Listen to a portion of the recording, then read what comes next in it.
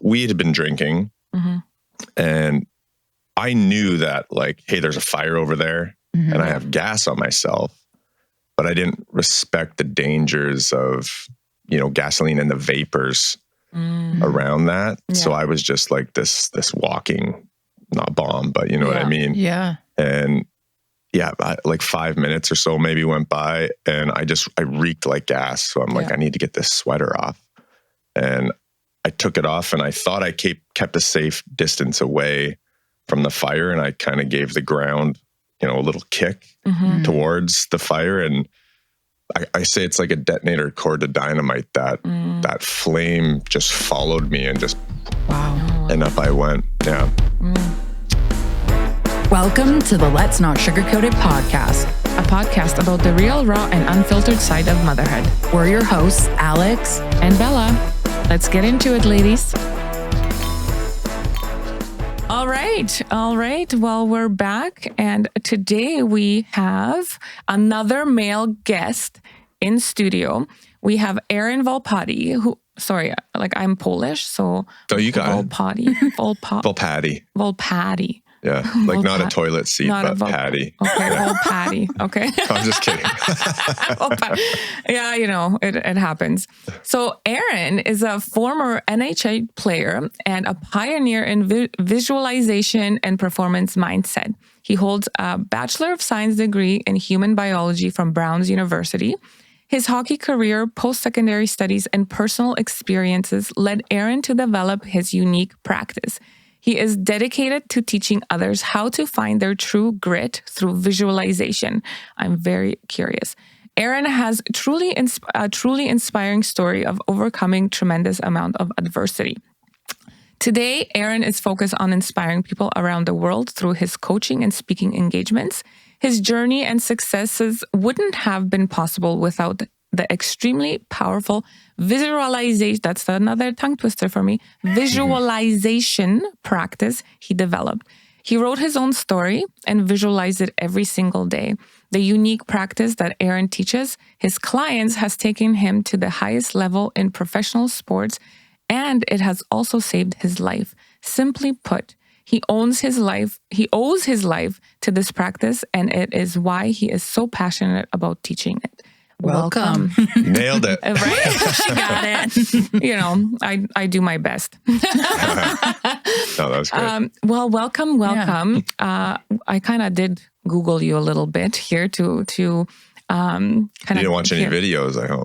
I did. No, I saw pictures. I do get a little bit grossed out with the blood.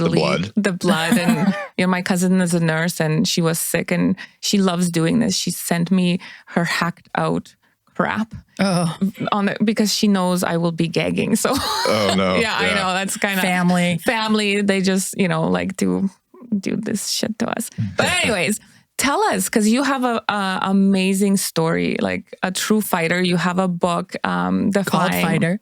Yeah, defying the NHL odds, which you brought for us, and thank you so much. Yeah, hope you enjoy it. So tell us a little bit about your journey. Mm-hmm. Yeah, where do you want to start? In the beginning. We always do this to people. We're like, start when you were born. No, just kidding. Yeah. No, for me, like my life has always just been big moments and insights into the power of the mind, really. And different types of adversity. So I always tell people, like on paper, it's like, man, this guy's had really shitty luck, but all of that has led me to just something even bigger and better and amazing. And it's really opened up like the power of the mind, like I said, through these different types of adversity. So earlier in my life, I shouldn't even say early, like my childhood was pretty amazing. Like we had, grew up in Revelstoke in a little trailer court. My family was super tight. But I really got thrust into adversity when I was 19 with this burn injury. And that's where it really started. And later in my life was more like the emotional and spiritual adversity. And, it's very different, right? And there's different pillars to mental health. Like physical adversity, I was really good at overcoming that. Like if you put a wall in front of me and there was something that I want on the other side of that wall, like I'll break through that to get what I want. Yeah. Right. Like I was a fighter in the NHL. I was tough. Yeah. But then I realized later in life, you know, after hockey, that inside, like emotionally and spiritually, I was just this like young, immature little boy. And I didn't know how to deal with that. But it's all come back to this visualization practice, cinematic mind mapping, the technique that I teach. Like just time and time again, it's just been so powerful in changing my life.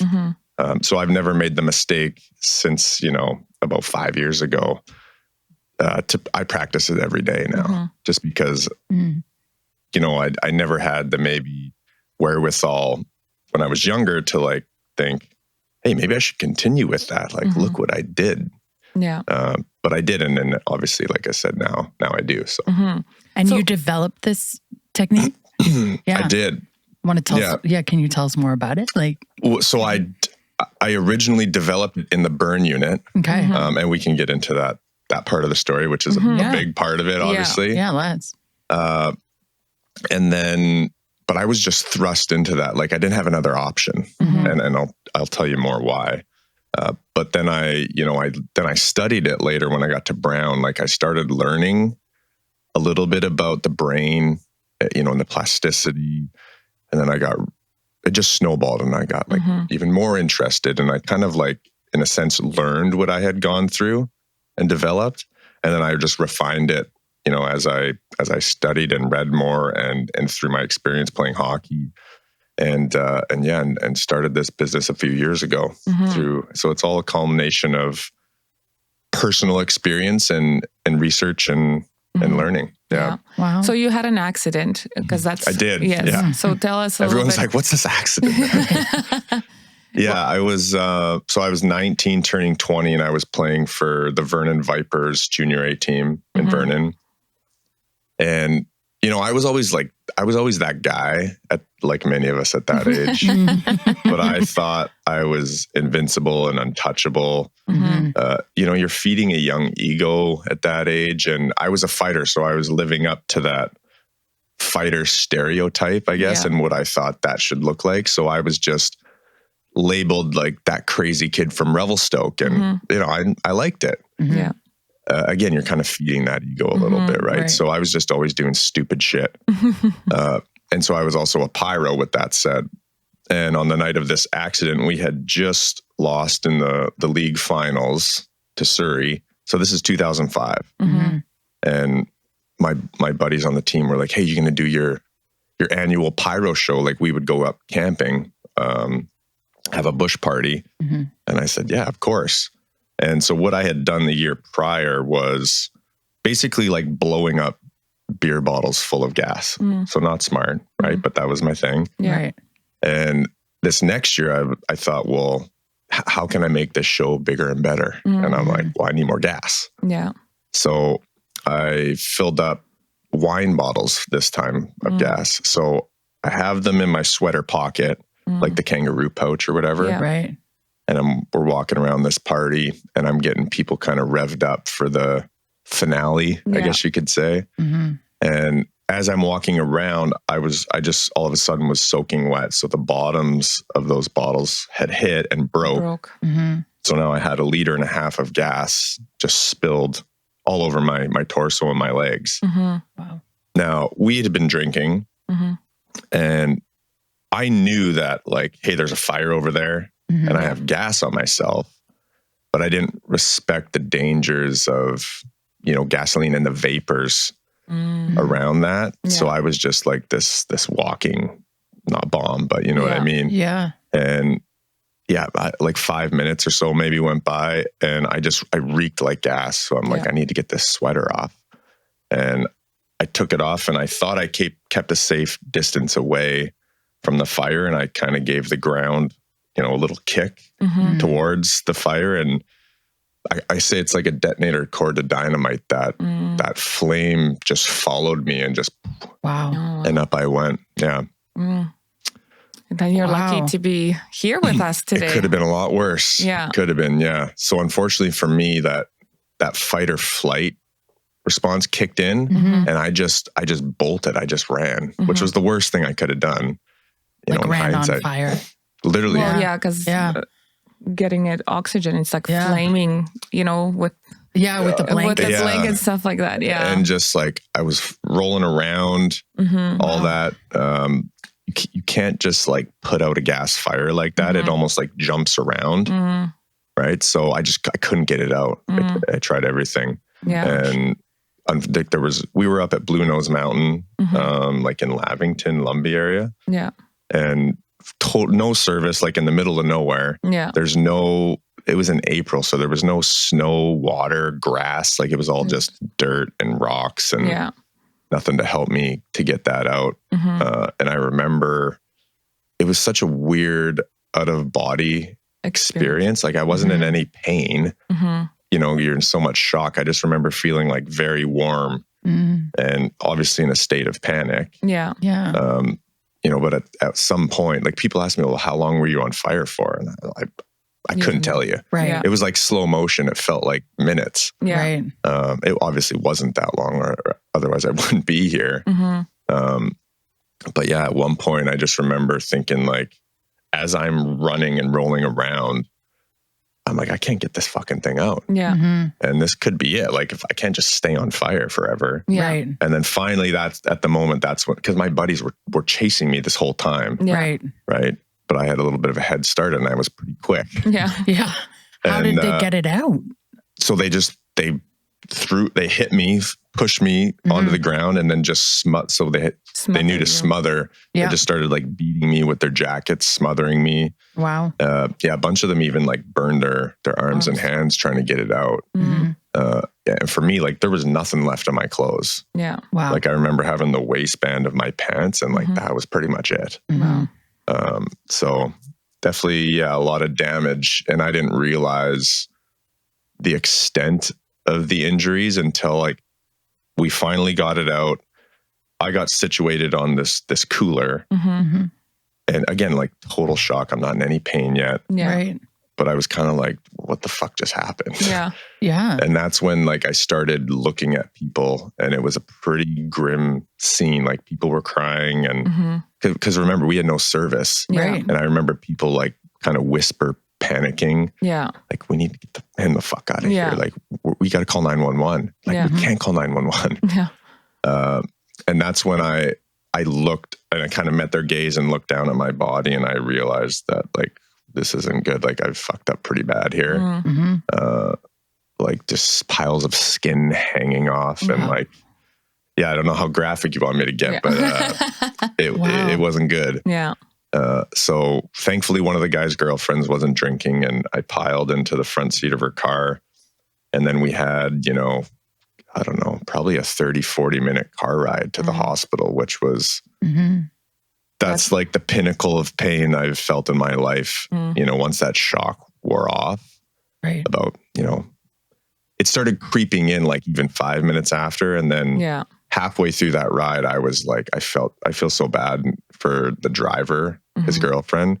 And, I've since reached out to these people, obviously, but I was like screaming and blacking out. Yeah. Like my body was just like, you can't handle that level of pain. Right. Yeah. And I thought I knew what pain was because, I've been punched in the face hundreds of times.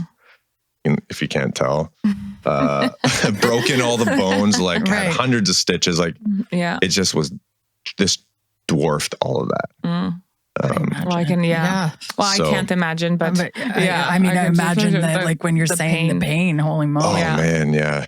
And like the smell, I'll never forget the smell of like burning flesh. It's very, very bad. So that was, now, as you know, like I was just thrust into this world of adversity, really. Like a real test of adversity. And then I like to shed light on the situation, which I can do now. I always tell people like, picture the emergency room at, whatever time this was, 1 or 2 a.m. Yeah. And you probably have like a screaming baby, and someone has chest pains, and, a guy got in a fight at the bar and he needs some stitches, or like whatever your emergency room picture looks like. Yeah. And then in comes this ass naked, right? And there's nothing left in my clothes. Like I'm filthy. There was dirt and rocks like embedded in my raw burns. And like I'm screaming at the top of my lungs, and I just run into the emergency room. Wow. And I can imagine like everyone was like, okay, you can help go him. I first. guess. Yeah. He's first now. He's gonna okay, put fine. in the line. I'll wait. Oh, wait. And then they must have just knocked me out. I don't remember anything after that. So how long were you in the hospital for? So I got airlifted to Vancouver a few hours after that. Right. Once I was, I guess, stable and they wrapped me up. I didn't even know I was in Vancouver the next day. Like the first few days were super foggy. Yeah. I don't really remember too much other than like, I just remember seeing my parents' faces come into focus. But I remember asking, so my girlfriend at the time, who's now my ex-wife, which is another whole part of the story. Right. I was like, does she know? They're like, yeah, she knows. Like she was here to see you off. I'm like, what do you mean see me off? Like where I'm not in Vernon? And my parents are like, no, you're in Vancouver. Like you're going to be here for a while. So yeah, I was in, and this is all part of like the mindset and the visualization practice. But I got out of the hospital in 6 weeks, but they told me that I would be there basically all summer. So I left early. Yeah. Yeah. Wow. Yeah. So what was going through like your head? Because, you know, you're in hockey practicing, right? You're doing good. You're on a path. And then now you have this injury. Yeah. Right? And we're told that you may not play hockey again. Yeah, I was told I would not. Okay. Yeah. So what like, is that when it triggers like, no, I'm going to fighter? Yeah. Yeah. That's a really good question. So that didn't come till a little bit later in my stay in the burn unit. First, I guess I should preface it with like, I never even thought about pro hockey. Yeah. Like I wasn't that good. You know, I snuck into junior A as a fighter. Yeah. So my NHL or my dream was just the NCAA. Yeah. Okay. I'm like, if I can just get, you know, a scholarship and get an education and play hockey for another 4 years till I'm 25. Like I didn't go to school till I was 21 because I didn't get recruited until before that. Like I had yet to even talk to one scout before this injury. So I was a long shot to make it aside from this whole shit show. Yeah. And so the moment that I realized it was over it was day 3. And I remember coming out of this procedure, debridement, which I'll maybe spare the details, but they basically like skin you alive to keep those, the 3rd degree burns like fresh for the eventual skin graft. Because that scar tissue builds up so fast and you just like the swelling. So they have to like essentially just cut you open and slough all your skin off. It's bad. Wow. So you go under anesthetic for that. Yeah. So I come out of this first anesthetic, this first procedure, and the doctor walks into our room. And this is day 3. So at this point, we didn't know how badly burnt I was. Like we knew it was bad. I was in Vancouver. There was only 10 beds at the time. So it's the 10 worst burns in the province, right? Like my parents didn't, like, am I going to make it? That's what they're thinking still. And I'm fully wrapped head to toe. I got like little eye slits and my oxygen nose piece in my mouth. And that's it. And the doctor comes in, he's going to relay my prognosis, right? And he looks at my parents, and because they're just an absolute mess at this point still, right? Right. And he says, it's okay. Your son's not going to die. He's a very lucky young man. It doesn't look like his face is going to be permanently scarred. And I don't think we're going to have to skin graft over his joints, which is a very good thing. But he's like, it's going to be a very long road and he's going to be in here for a while. He's 40% 2nd, 3rd degree burns. And, you know, we're going to focus on rest and pain management for the foreseeable future. And that was kind of it. Yeah. Now, I think my parents took some solace in that fact that, okay, you know, he's going to be okay. Yeah. In my head, all I could think about was I have training camp with my team in like 3.5 months. Wow. And again, so now I'm in my last year of junior hockey eligibility. So this is my last chance to get a scholarship, right? You can only play hockey, junior hockey. You can't play past the age of 21. Yeah. So I asked the doctor, what does this look like? And like, to paint the picture for you, I'm totally wrapped head to toe. I'm sure no one's ever asked him something like that. Yeah. And he kind of just froze. And I'll never forget the look on his face till the day I die, because I was like, oh, fuck, it's over. Oh. And yeah, he laid that gavel down and said, like, you're lucky to be alive. Yeah. These recoveries take years, not months. Like, you're not going to be playing hockey in a few months. You're going to be in here for a while. Yeah. We'll get you in a pair of skates in a non-competitive environment in a couple of years when your recovery is complete. Wow. And I was like, oh shit. And so I kissed that dream goodbye in that moment, because he should know. Yeah. Right. They've seen, countless injuries like this. So for me, it was like a battle of these different emotions. Well, I mean, number one, the pain. You're just dealing with that all day. But on one hand, I was like down and depressed of what my life was supposed to look like now as a burn survivor and not a hockey player, and the fact that I wouldn't be able to go chase this dream. But on the other hand, I was very grateful that I was going to be okay and I'd make a full recovery and live a relatively normal life. I'd look a little fucked up, but like, hey, chicks dig scars apparently. So that was my first 2 weeks in that burn unit, was just trying to live and battle these like different emotions. And so obviously something changed. Right. And that came about 2 weeks in, and I got a call from my coach in Vernon.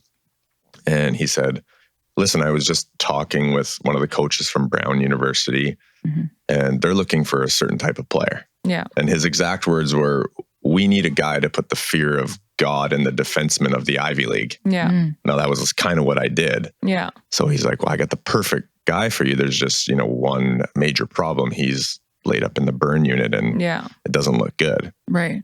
So my coach is like, they want to talk to you. Give him a call. I know you got the time. Right. So clear your schedule. Day is open. Day is open. Yeah. And so my parents take down the number and they stick the phone. Remember, I have no use of anything. I'm bedridden. They stick the phone between my ear and my shoulder, and we call this coach from Brown, and it was left really open-ended. Yeah. They just said, we're sorry to hear what happened. We wish you the best in recovery. And it was like almost a formality. Yeah. And he said like, maybe we'll get to see you play one day down the road. Like, take care of yourself.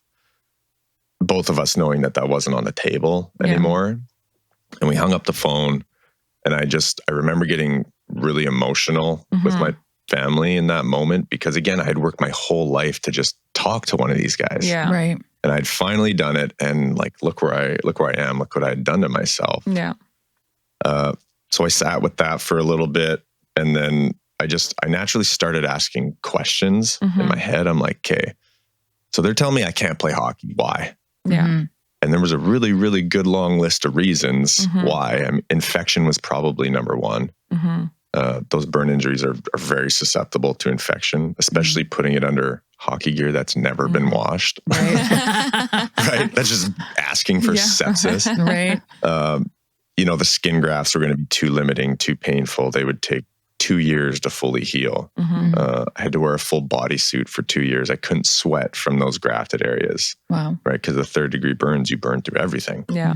And at time, if we didn't know, was I going to be 20% grafts, 30, creeping up to 40? Like if it was that high, then there's a lot of complications with heart rate and being able to cool down. And it just went on. And I just remember thinking like, basically you're telling me it's going to hurt too much. Yeah. And I'm like, well, it can't be worse than what I've gone through these last 2 weeks, which was a little bit naive thinking, but that's what I thought in the moment. And I just made a choice. I'm like, I don't accept this prognosis and the way you're dictating what my life and what I'm capable of. Mm-hmm. And I just said, fuck that. I don't accept that. Yeah. So I made a promise to myself in that moment. And for me, that's always been really powerful, is just, it starts with the choice, but then like that 100%, I'm willing to die before, like literally I was willing to die. I made a promise to myself. I'll deal with these complications if they come my way, but I'm willing to take that risk. So with that said, and now that's what people always ask me, well, how did you discover visualization? Yeah. Well, this is how. I was bedridden in a burn unit. Right. My body was out of commission. And once I had made this decision, like that was all I had. Yeah. I figured it was my only way out. You know, I'd heard of visualization. I didn't read any fancy books. I mean, that came later in my life. Yeah. So I just started imagining what I wanted, right? And that consisted of a few things. So number one, I knew I needed to get out of the hospital way sooner than they were telling me. You needed to make it to the camp. If I didn't make it to camp, there was no scholarship. Yeah. I mean, I probably could have came back even by Christmas potentially, but that would be cutting it close. But yes, in my head, that's totally what that was your line. Yeah. Yeah. So I would, visualize healing like at a cellular level. Just imagine like the burn areas just closing and healing. I would reframe my relationship with pain, which made a huge, huge difference because it fucking hurt all the time, nonstop, all day long. But I think, instead of shielding the pain and like sitting with how much it hurts versus like welcoming it and knowing that it's just my body healing and it's getting me one step closer, it made a massive difference. Wow. And then I would visualize walking out the doors of that hospital and like just imagine like feeling the wind on my face, going on this journey and this comeback, of a lifetime kind of thing. And then the home opener or the season opener for the Vipers, like really just kind of thinking of it like a movie. And this is like at the core of my technique practice that I teach, which we can get into. But yeah, really trying to like immerse yourself in this experience. So I would just like imagine myself in the dressing room with the guys for the first time, like seeing my burns, putting on my gear, going on the ice and just seeing and hearing the crowd. Again, really trying to create that experience. And then the guiding star of this whole visualization practice was that commitment letter to Brown. So I would imagine just having the letter and holding the pen and just like I literally obsessed over that. Yeah. I just obsessed over it. Just seeing and feeling that signature flow. Again, knowing I had done it and felt great about the fact that I didn't give up, and just it created such an intense emotion for me. And so again, in this moment, I didn't realize the superpower that I was unlocking. Yeah. But I effectively was just able to like transport myself out of my current shitty physical reality and just live in this other world. And I got to escape and just be that person for as much as I wanted, which I needed in the burn unit. So, I mean, we're going to skip over a very large part of like the hell that next really year was, but especially like 6 months. So I got out of the hospital in 6 weeks. Now, granted, they didn't want me to go. I had just gotten my skin graft surgery done, but the burn unit is, it's one of the most amazing places in the world. Yeah. The people there are truly amazing. Just the injuries and the adversity that these people have to go through. But it's also one of the most horrific places there is. It's like there's just constant screaming all day because the pain is just like nothing you can imagine. And I needed to complete my, at least the first phase of rehab at GF Strong in the hospital, because there's a major risk with these injuries. If you don't care for them properly, like you're going to be pretty fucked up. And you got to make sure that they're healing, that you don't get an infection, and that you're working these skin grafts so you can function properly. But again, like I had this mindset and this vision, And I told my dad one morning, I'm like, you got to get me the fuck out of here. I can't stay here anymore. Yeah. But again, this is what they were saying. Well, he needs to stay here to get dressing changes every day to do his rehab. And I said, if anyone's going to follow it, it's me. Yeah. Right. And they agreed. I semi-jokingly said, like, well, what's stopping us from just walking out the door? They can't just arrest us. Or, you know. They can't So I'm like, yeah. I couldn't walk. I was still in a wheelchair, but I'm like, you're going to wheel my ass out of here tomorrow. Yeah. Right. But like I said, they agreed, and maybe the thought of opening up a bed. And I met with the physiotherapist, and they gave me a big program, and they gave me a garbage bag of supplies because just the dressing changes all the time.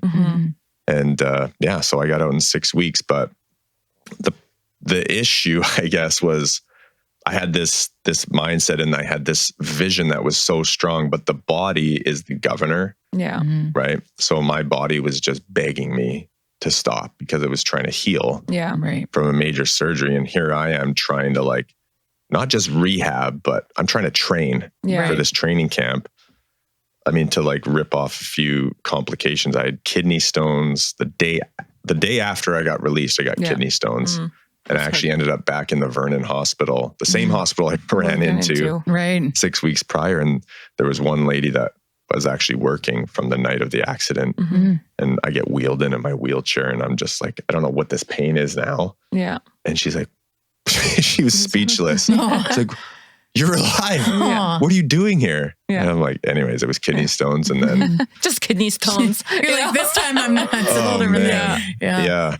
And then the first like 6 weeks of that summer, I still couldn't walk. Because if I was upright too long, my skin grafts on my legs they'd bleed out. So it was a really hard balance between pushing myself and knowing, you know, where to like rest, because I in my mind didn't have time to rest. Yeah. So that was a really hard thing to balance, with just, again, not being able to move around a lot. I had an emergency appendectomy 10 days before that home opener. Wow. And they actually had to cut, so I have a big skin graft on my torso. And when I went in there, and they found out it was appendicitis, and like, this needs to come out like now. Man, just can't get a break. Yeah. Right. And then appendicitis, like, my gosh. And then they had to cut through the skin graft to get it. So there's all complications with that. And so basically I had every reason to quit. And to give up. And trust me, I wanted to give up at some point every day, because it was very difficult. But yeah, I mean, I think back often, like, what if I would have, then my life would look a lot different. Yeah. Yeah. So I ended up committing to Brown about 2 months after that home opener. And I knew they were coming to watch me. So I was like, I got to make it to that game, because I was holding on by a thread. Yeah. I really was. Like, I was on crutches. This is when you could get shot up with painkillers, and you made the decision if you played, not the doctor. Yeah. Right. So in my head, again, that vision was so strong that, you know, there wasn't another option. But yeah, I mean, I did it. And I mean, the doctors were right. It did take 2 years. I just happened to mix in some hockey. In the meantime. Just mixed it in. Oh my goodness. Wow. Yeah. That's amazing. Yeah. So then you were saying, through all this, you know, how powerful the mind really is. And when you start visualizing and actually, you know, living into that vision, you start acting as if it's already here. Totally. Right? So then you are taking those steps to move forward and push yourself towards that goal, that end goal. And it's in that journey that you learn a lot. So yeah, just how important it is to just every day choose that dream, choose that goal, instead of having all those excuses. And you had a lot that you could have had for sure. But that vision is it's so powerful. Yeah. And it takes some practice, but you can make it anyone can make it powerful, right? And that's why I say, like, if this was a movie and you get to be the director, what would that look like? And the beauty of the mind is there's no limitations in there. So it gets to be whatever you want. You get to be whatever you want. And then the amount of like belief and trust in yourself, the more you can live in that is huge. Yeah. And your brain actually doesn't know the difference between experiencing something, you know, in the physical reality versus up here. There's a small caveat with that. Like if you can make it seem as vivid and real and create emotion, because emotion equals experience, right? Yeah. So if you can get it to that point, that's where you start evoking like real change in your brain. And like you said, if your brain doesn't know the difference, it thinks that that's already happened. Yeah. So this is like really what manifestation is, where you slowly, because your brain thinks it's happened, you slowly just become that person every day. Yeah. Right. A little more and a little more, right? And you Yeah. start attracting and emitting different energy. And that's really what it is. Yeah. And then for sure. Yeah. Then there it is. Yeah. Eventually. The universe provides, opens doors. And Well, and there's never a guarantee. And I preach this to all my clients, like especially my athletes, you know, they want to win an Olympic gold medal. I'm like, perfect. I love it. Yeah. Let's go here, go big. Right. Yeah. But obviously there's not any guarantee with anything. Yeah. That's not how life works. But the point is that, and you can't predict the future, but you can affect the future. Yeah. With, you know, what's going on that brain's big screen TV. Yeah. Right. So yeah, no, 100%. It's like visualization is one thing, living into taking steps, but life still happens. You know, it's like with you, right? You well, on paper. Right. Luck. It's like, so it could have gone a different way, but you still continued through. So, but it's about having like no regrets too, right? Where you have this vision and you chase that. Yeah. And that's the other piece of this that I haven't mentioned is like, yes, you get that belief and that trust, and you can evoke change in your brain. But the reality is it's not like a sit on your ass and watch Netflix and visualize until this dream comes true. Yeah. Like there's work. There's an obsession piece to this. And that's what that helps cultivate. Yeah. Where your daily habits and choices, everything that you do and you live for every day, it's aligning with that vision. And that's the other side of this. Yeah. And creating a vision is important too. And then the journey, being present in the moment. Totally. Because, you know, we have, let's say, a vision, you know, here, but as we're journeying through, things may change because you will evolve into a new person. Totally. Where you're like, okay, well, this was my vision, but hey, I think I'd rather be here, you know, and now you're living into a different vision, different dream. And you wouldn't have been able to do that if you didn't start with that initial. Totally. I like to use the analogy of Google Maps. Yeah. It's like that, right? Where you put in your destination and it tells you. And you hit start. And then, well, in my case, my wife's the co-pilot and we end up making a wrong turn or I miss a turn. Sure. So aside from creating a big fight with your spouse, you know, what does Google Maps do? Yeah. It redirects you, right? And it's in those like wrong turns, which would be, you know, that's the journey where I didn't want this to happen, but I'm here now. And it just reroutes. And so there's never a right path or there's never like one path. There's it's just your path. Right. And it's in the wrong turns and the missed turns that you build the necessary grit and overcoming that adversity to get to the destination. Right. And it is the grit. Like it's important because like you said, people will watch Netflix and say, I have a dream. Yeah, we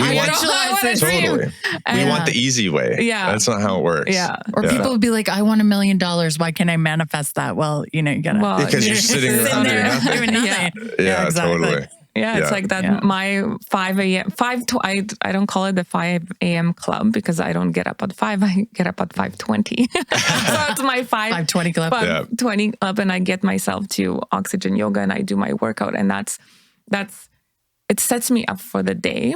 Totally. It's discipline, right? It's discipline. It's having that, you know, like you said, discipline to getting up and taking those steps for me to be focused, to be able to handle all the stuff that I have on my plate and, you know, get closer to my goals and dreams. But it's getting up and but you're not doing work. that just because like I should do this or I'm supposed to do this. Like I'm assuming because you have like some bigger purpose or you have a vision. Yeah. That's the why behind it. Because like working hard just to work hard isn't going to take you very far. It's going to get pretty old pretty quick. Yeah. It's pretty boring fast. It does, right? So I do have, I've done a lot of transformational work on myself this past summer. Yeah. And that visualization, I'm visualizing where I want to be and then creating those habits to get me there. It is powerful. Like the mind is so powerful. It is. It's the most powerful resource that we possess. Yeah. And that it is so like the whole neuroplasticity, right? That you can just change your whole way of being and thinking. You totally can. Yeah. And then you elevate yourself and you're operating on a higher frequency, your vibrations, and then you're attracting the people that help you get there. They're on that same level or higher, and then you're feeding off each other. And instead of being in that lower, I want to be this, but we'll never get there. We think the universe works in mysterious ways, but there's a little bit more to it than that. And there's a reason. Yeah. So, no, that's awesome. So tell us a little bit more about your visualization. We have this whole book here. I can't wait to read that. Right? So how do you work with clients? Like, how do you, what's your process? Yeah, so I, onboard my clients and then we go through, it's a 12-week program. And so I do it, there's a couple different ways. Like I don't advertise on my website, the one-on-one. Yeah. So I do my program like one-on-one for the whole 12 weeks. Again, I don't advertise that because I usually keep that to like 3 or 4 people at a time. Yeah. So that obviously looks a bit different where it's like, we're in it together for the whole 12 weeks and I help craft this movie. Like, again, it's like, you're the director. Yeah. Here's what I want you to try and think of. And every week we add like a different layer or scenes to the movie and just, really craft that. Online looks a bit different. So it's the same program, but there's like 3 different sort of options with that. So one is just like self-paced. You just watch the videos and you go and do it on your own time. And then there's different tiers where, we can set up the Zoom calls, once every couple weeks or few weeks, or just one throughout the 12 weeks and just really like unpack everything and see if there's areas that, we can improve or refine the practice. Yeah. So that's sort of, I guess, how it works. Yeah. So cool. do you and your wife visualize together, or do you just do your own things? We have done both. Yeah. So again, there's just so much I could share. Please do. Well, please do. Yeah. This is real, raw, and unfiltered. I guess what I should say, quickly going back to the hockey journey, because I didn't want to leave this out. But when I went to Brown, like I totally abandoned the visual, everything. Yeah. Because I had made my dream. Yeah. So you made it. I didn't really have the wherewithal to think like, whoa, if I could do that, what else could I do? Yeah. So I just went and, lived the US college experience and had a blast. And I worked my ass off on the ice. Yeah. But that didn't come until I was 24 years old after my junior year. And my coach put this bug in my ear. He's like, you should maybe give the pro hockey thing like a thought. And I'm like, I was like, what? Never even thought about it. Yeah. And that's when I went back and made the choice and went to this. That's really when I got the idea of the technique that I teach. And that's really thinking about it as a movie, my life and this journey and where I want to go as a movie. And I lived in that. And like I said earlier, every time I've done that, my life changes, like not a little bit, like dramatically. Right. And so, and that helped drive the obsession into that senior year at Brown. And I exploded, not literally before. Not like before, Not like good. But no, I like in 6 months, I went from no one knowing who I was to everyone. Wow. Yeah. And it happened really quick. Yeah. But again, life after hockey was a whole other beast, right? So I had a career-ending neck injury So my spine's fused, and at the end of the day, just couldn't come back from that. Yeah. Which was a hard thing to balance with, with my burn injury. I couldn't necessarily make the burns worse. Yeah. It was just more, can you handle that level of pain and deal with the risk of infection? Yeah. Which I signed up for both. But with my neck, there was a real risk of like adjacent fusions or, even a worse injury. And I was thinking about family at the time, and I'm like, well, I want to be able to like pick my kids up and shit. So that was a really hard thing to let go of because I had just been trained to like push through anything. Yeah. And once that hockey career ended, then that was when like that other type of adversity really started piling up. Right. So we can maybe revisit some of that, but to answer your question, with my wife and I've always like, I don't want to say make the mistake, but I used to, where I'd visualize only when things were like maybe bad or like when I wanted something. But now I know that, I just practice it every day, regardless of how I'm feeling. Yeah. So with my wife and I, we've, had a lot of adversity on the baby front and experienced a lot of losses, a lot of complications. She got diagnosed with cancer, the first one. So, and that visualization practice, it was just like another example of how crazy the world can sometimes be and work, where we got this diagnosis and I was like, I want you to visualize with me. And that's when we would do it together. And just like at a cellular level, like just I want you to imagine like this clean, pristine body and just believe that you're going to be fine and you're going to be okay. And then just visualize our family. Like there's a baby there, right? We're just together. And we went back for like the initial chemo, like we went to the cancer clinic and they're like, it's like your sick welcome package, like welcome to being a cancer patient. Yeah. And I'm like, Jesus Christ, like where are we? Yeah. Right. Pretty grim and ominous kind of thing and helpless feeling almost. And we went in there and the doctor was like, so, and she just kind of paused and I'm like, what does this mean?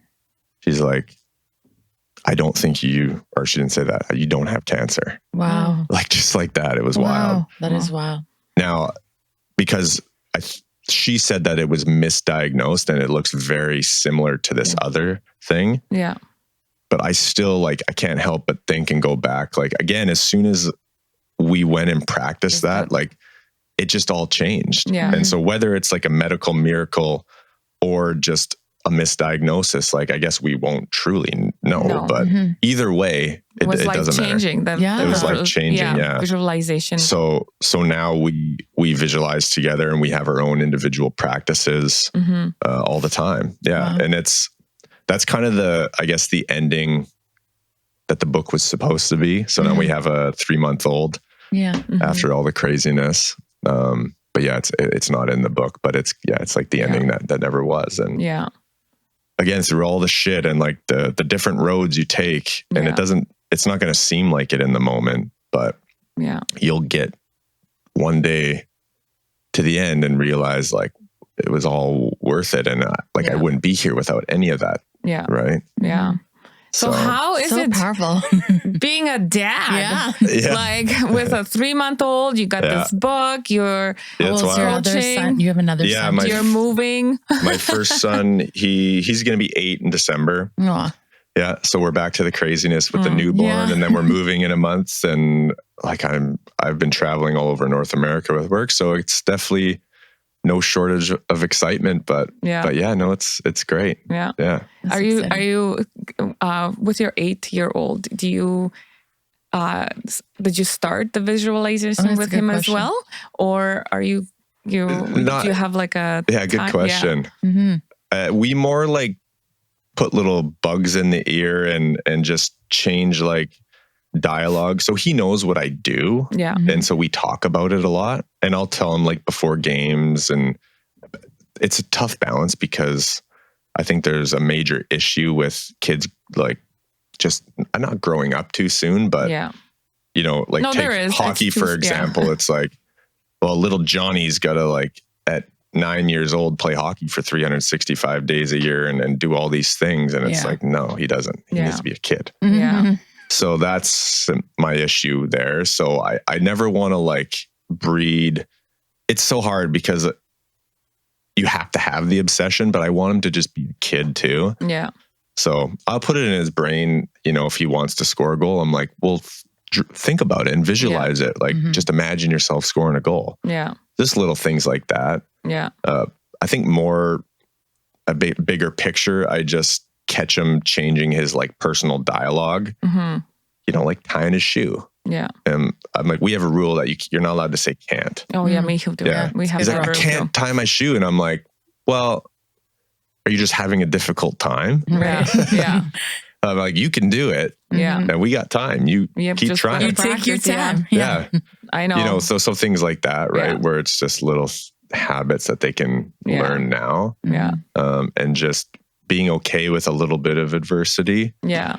Right? Yeah, because I find that kids nowadays, they don't go right to the can't. Yeah. They don't can't deal with it super well. Yeah, I don't know. Yeah. I think it's maybe the whole schooling system where you get everyone gets participation ribbons. Oh yeah, don't get me started Yeah. on that. It's the worst.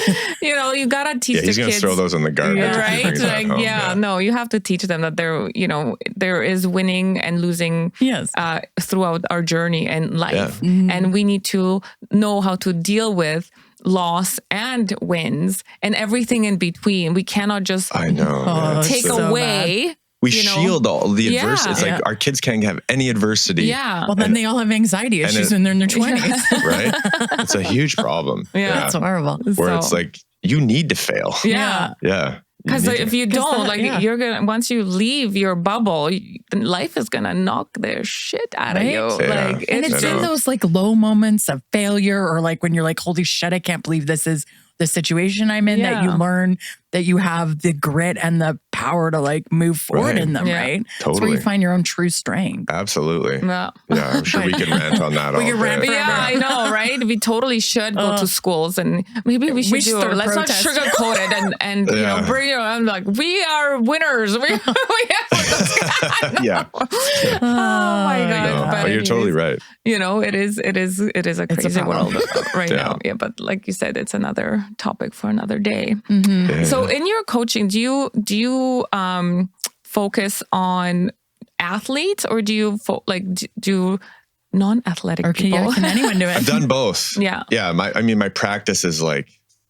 I would say 80% slightly higher athletes to non, but I have worked with non-athletes because it's really about raising a ceiling for whatever you think like your respective like potential might be. Yeah. And just, again, creating change and affecting your life through this practice, right? Which we can all do. It's not only for athletes. Yeah. Right. Right. But yeah, like with my background and it's primarily athletes, but So is it like young adults, or do you have like a little bit of everything? You have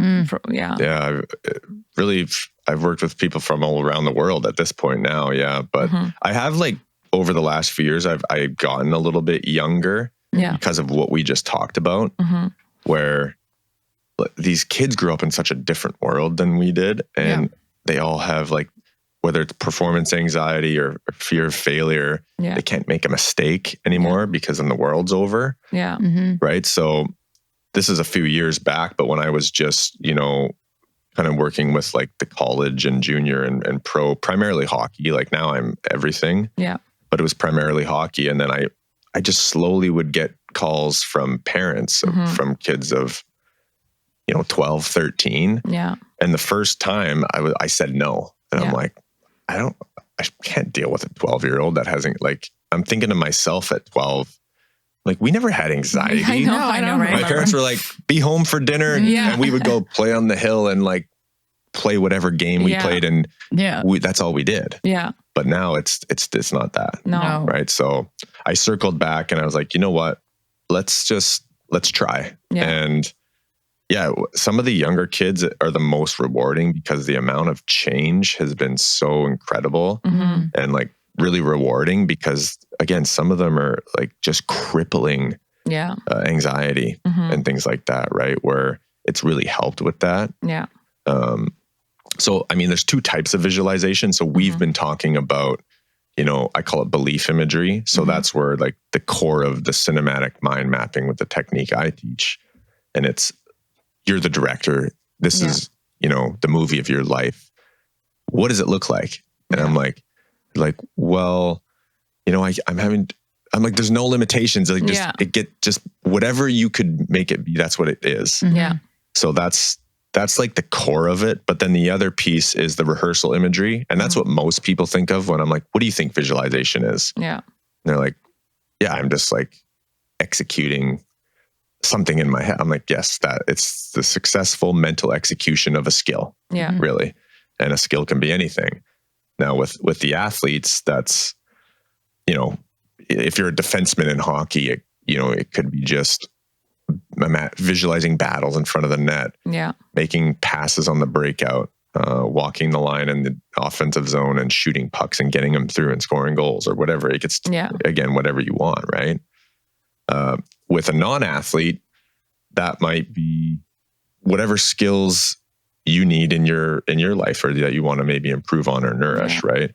Maybe you want to become a better leader or you want to communicate better or it could be on the family side and you get to just imagine like, what is that ideal, like self-image. That's where I tell people like your ideal self-image and like infuse that into like all these skills that you want to identify and you visualize it. Yeah. So there's two types within, I guess, the program. Yeah. Yeah. Cool. No, that's awesome. Yeah. I feel like, our children need tools like this. Yeah. I think I'm going to read this book and I'm going to. So that's it. The program's in the back of it too. Okay. Okay. Yeah. Oh. So that's like obviously the online and all that's like a deeper dive, but that's, Yeah. Cool. How was it writing a book? I'm thinking about it. I never thought I would be a book writer, but there's something inside me right now that's like, I need to get my story out there. It was, how was that experience? Did you visualize it too? I was scared shitless to write that book. Like I didn't want to write the book. No. Who made you? I did. You did. I did. Well, so remember, like we haven't even talked about this, but like life after hockey, like I hit rock bottom and like really depressed and I was in a dark place because again, like I had that loss of identity was very real for me. Like I was a hockey player for 30 years. Right. And then it's just over like that with my neck injury. And I just was told I didn't know who I was or what I was supposed to do. Yeah. I mean, I had an Ivy League degree and I was still lost. Like, a lot of guys struggle in the professional athletics world. Yeah. Right. Because that's a really, that loss of identity is really hard. Yeah. And then as you know, like life can kind of come all at once. Yeah. Right. And that's what happened. So I was dealing with that. I was dealing with the pain and chronic stiffness with this neck injury. My ex-wife, she almost died in childbirth. Like, I mean, like the lights were, it was pretty, really, really traumatic. So we were like, I was dealing with all of that. My dad got diagnosed with ALS like a month later. Wow. And so I was the walls just were crumbling down around me. Right. Eventually like went through a divorce, was working in wealth management and just like, I remember sitting at my desk and thinking like, how the fuck did I get here? Like a couple of years ago, I was, playing in the NHL, living out this dream. And that's where it's, that emotional and spiritual adversity. I just didn't know how to deal with it. Yeah. Yeah. And then, when I went back to that, that's when my life changed and I met my now wife not too long after. And, but I was still looking for a career move. Like I needed to work. Yeah. And I had almost bought a business and thankfully I didn't because COVID came shortly after that. Right. And I remember I went for a walk and I usually visualize like outside on this bench by our place. And or meditate sometimes. Like, I don't know, I can switch it up. But I remember just like thinking like, what am I going to do? Yeah. Like, I need to do something here. Yeah. And this book had always been a side project, you know, especially with like my teammates through the burn injury. And they were always like, you need to write a book because this is insane. Yeah. Because they saw the behind the scenes and what I was truly going through. Yeah. But that was like, you know, this is almost 20 years ago. Yeah. Right. And just even with all the crazy stuff after hockey that happened, and I'm like, maybe it's time to write this, because it was COVID too, right? And I'm like, at the end of the day, I didn't want to, because I, you know, as a man, especially in hockey, we're not taught to be like vulnerable and all that stuff. Don't talk about your emotions. Kind of thing. I was totally like that. I had learned to talk about it more, like I said, when I hit rock bottom and I got help and talked to someone, and it changed everything. Yeah. It's like through a breakdown, you had a breakthrough. Yeah. And I had gotten a taste of like being open and vulnerable, but this still scared me. Yeah. But at the end of the day, I'm like, if I can help one person with this, then it would be worth it. And just, you know, hold on to the dream just a little longer. Yeah. And, you know, being able to reframe adversity in the way you look at your life and all these hard times kind of thing. So yeah, I said, fuck it. Well, I got nothing else to, let's do it. Let's write this book. I just started writing it. And it took about 2 years from the time I started writing it till it was done. Yeah. The writing of it was easy because I wasn't like creating anything. I just was like, here it is. My story. Yeah. Yeah. The editing was the hard part, right? Because it's kind of like a puzzle, and then you got to piece things. And then when you piece it in the right place, you ideally want to try and, you know, convey the emotion and the story the right way. Yeah. So that was really challenging. And I did it all myself. So like even all the editing and all that. Wow. Oh, wow. Yeah. Good for you. Yeah. Woo. Yeah. That's and awesome. then here we are. And then I launched my coaching business like right in that time. And Wow. having a lot of speaking engagements around North America. So we're busy, but it's good. That's good. Yeah. That's cool. Let's touch a little bit. I know we're almost out of time. Oh, we are out of time, but that's okay. We'll keep going. I want to know a little bit about like finding that vulnerability within, because you said, right, as a man, and yes, in sports especially, but I find men overall have a hard time being vulnerable. And when, you know, you're kind of stuck at that rock bottom, you know, how did you find that piece where you could, you know, share with, you know, family and friends, you know, the stuff that you've been going through? Like, at what point did you be like, no, I need to let it all out? The point that I knew was when I was at rock bottom, and I'm like, I can't continue on like this. So I got help. And so I guess the answer to your question is like a lot of things in life is just experience. Yeah. So the more times I did it, the more times, again, it's just like getting comfortable with that uncomfortableness, right? Yeah. So it's not, I guess, unlike other maybe skills or things in life where I had never done it. So of course it scared the shit out of me. Yeah. You know, at first when I, again, talked to this counselor. So once the book came along, and my wife and I have like really great communication. So that's like other times I'm getting reps in being vulnerable. Yeah. Because again, I'll catch myself like shielding that. And it's like, well, you're not really being vulnerable. So I'm like, okay. Yeah. And I can recognize that now. But again, I think the answer to your question is just reps and experience, because it's going to be uncomfortable. Right. So now it's less and less uncomfortable to be as I go. To be vulnerable. Yeah. So it just takes practice. For me, at least, that's what I've found. Had it changed your relationship with your wife when you became a little bit more vulnerable? Yeah, absolutely. Yeah. I think it's a big piece of the communication pie, really. Right. And there's other slices in there, but vulnerability is a big one. Yeah. I think for her too, but you know, especially like for men, I think. And it just, it creates that element of trust more and connection. Yeah, 100%. Yeah, and so the communication thing's been huge. Yeah. It's too bad you can't come to the event. I know, it's all about communication. It's all about communication, power of communication. Trust me, I almost said yes, and I'm because we want to. I think it'd be a lot of fun. But we're literally going to be moving boxes. And I was like, we could maybe jet, and then then you're like, wait a minute, like boundaries. Boundaries. Well, sometimes we have a hard time with that. But. We're learning to set boundaries as well for me and my family. And my husband and I are actually in the process of creating a institute for communication and leadership development. Cool.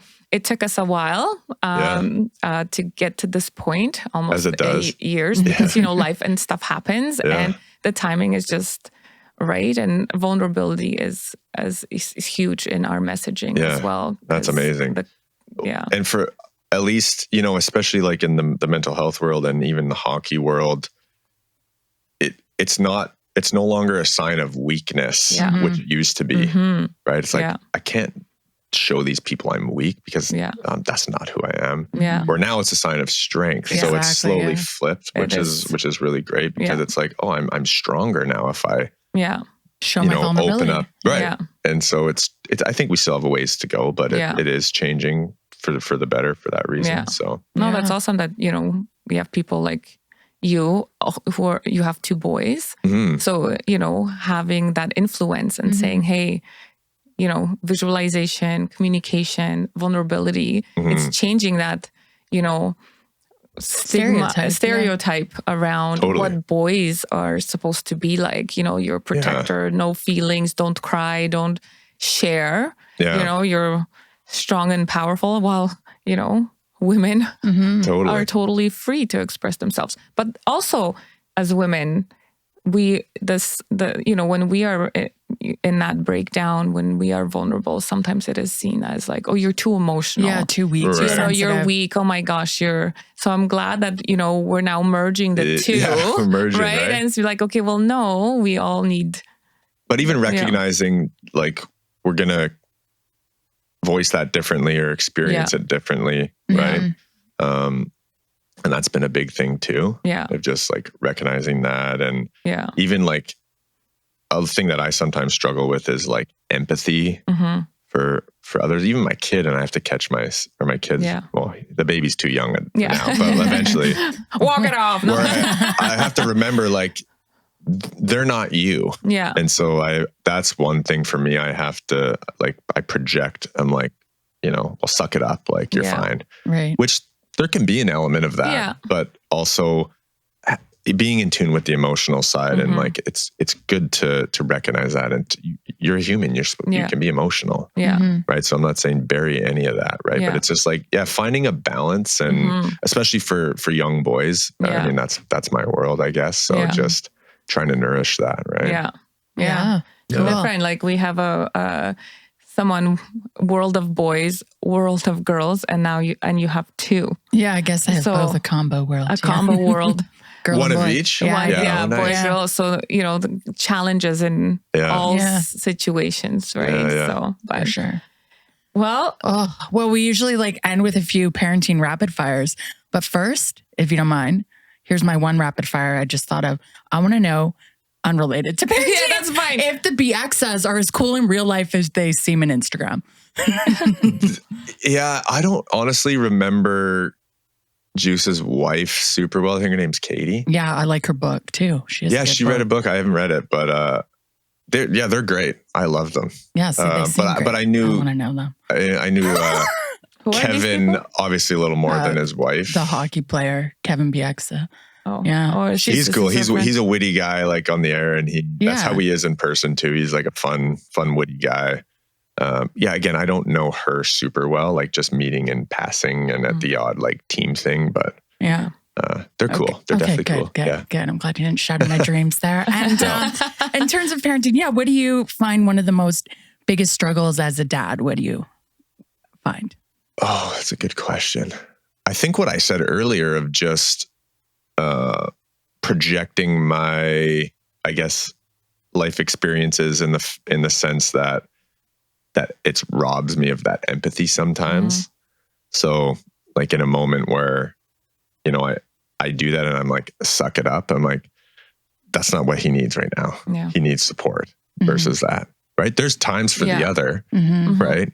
So I think that's my biggest struggle is sometimes I catch myself and be like, oh, he just needs a hug now. Yeah. Right. Right. Yeah, Versus because as tough parents, love. is that like, well, I did, like, my story is this and I survived, right? So why are you crying with kind of... And I think just the shit I've seen is... But, you know, that's not what he needs in those moments. Because I think, like, I really believe that, like, our job as parents isn't to make our kids happy. Yeah. Right. It's to make them, like, strong, functioning adults. Yeah. Right. And obviously there'll be lots of happiness involved, but like sometimes that won't be. Yeah. Yeah. So I think for me, like just projecting that at wrong times is my biggest struggle. Okay. That I'm still learning. And we're all like, it's and never sometimes ending. I feel like my mother or like my father comes into my mouth, you know, and you're like, suck it up. You're like, oh, right. That's 1980s. Yeah. But what is one of the things that brings you the most joy as a parent?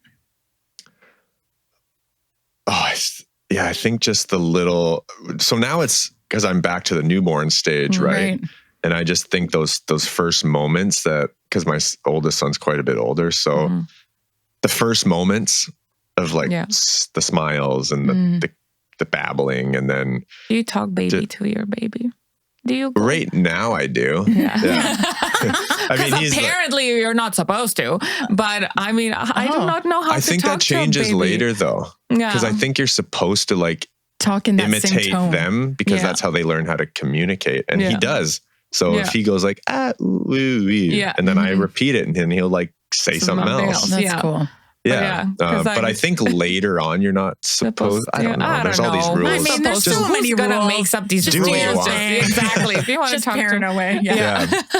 But now I think one of my biggest joys is just, I love, you know, just being outside and like we do a lot of camping and fishing and hunting. And I think that's, especially in this world today, what the kids grow up in a digital world. That's very, and my oldest son he loves it. He would do that all day long. Yeah. Oh yeah. So obviously my youngest isn't there yet, but yeah, I really just want to like nurture that a little more because when we go camping as a family and it's just, that's where we're like in our happy place and the world is shut off and it's just us. That's so cool.